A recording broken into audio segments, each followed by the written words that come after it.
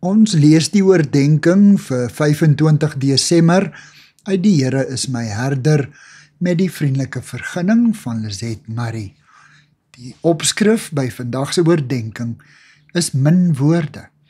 Die teksvers kom uit Johannes 11 vers 25 en 26 en daar staan: Toe sê Jesus vir haar: Ek is die opstanding en die lewe. Wie in my glo sal lewe, al sterwe hy ook. En elkeen wat lewe en in my glo, sal in alle ewigheid nooit sterwe nie. Dawid was 'n woordkunstenaar. Wanneer hy 'n gedagte wou tuisbring, het hy woordryke, poëtiese taal gebruik. So skryf hy in Psalm 103 vers 14 tot 17. Hy weet waarvan ons gemaak is. Hy hou dit in gedagte dat ons stof is.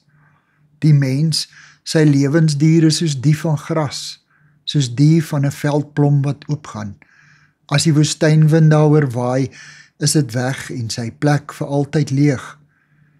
Maar onverganklik is die liefde van die Here vir die wat hom dien, sy trou vir opeenvolgende geslagte, vir die wat getrou bly aan sy verbond en sy voorskrifte nakom. Dawid se beelde voer ons mee en ontroer ons. Sy beskrywings is soos 'n wye videoskoot wat stadig oor die landskap beweeg en ons bybly. Jesus het nooit baie woorde gebruik nie, maar elke woord het gewig gedra.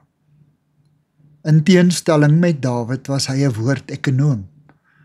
In Matteus 6 vers 30 sê hy: As God dan die gras van die veld, wat vandag nog daar is en môre verbrand word, so versier, hoeveel te meer sal hy nie vir julle sorg nie, julle klein gelowiges.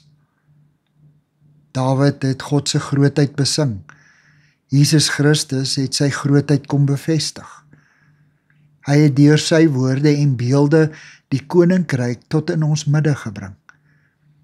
Die boodskap wat in al sy woorde weer klink is: Wie in my glo, sal lewe. Dit is die boodskap van Kersfees en dit is die krag van die evangelie. Here, dankie dat ek deur U kan lewe, al sterf ek ook. Amen. Dankie vir die saamkuier.